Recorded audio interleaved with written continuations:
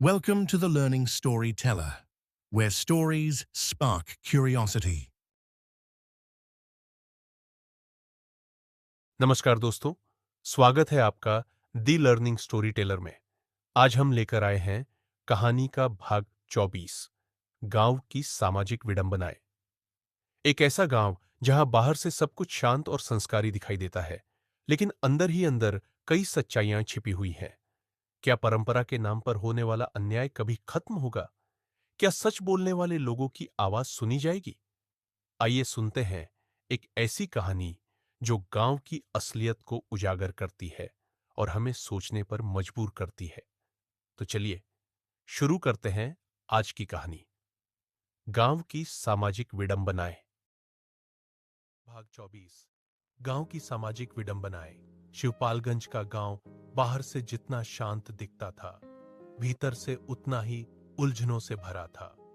सुबह मंदिर की घंटियां बजतीं, चौपाल पर धर्म और संस्कार की बातें होतीं, पर असल जिंदगी में वही लोग जाति, पद और पैसे के आधार पर एक दूसरे को तौलते थे।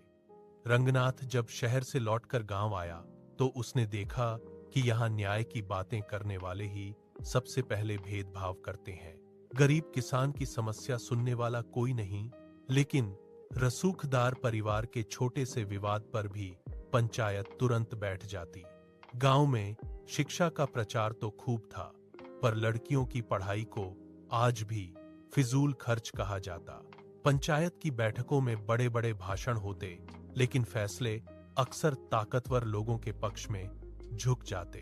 एक दिन गांव के गरीब मजदूर रामू पर झूठा आरोप लगा दिया गया। असली दोषी कोई और था, पर रामू की आवाज कमजोर थी।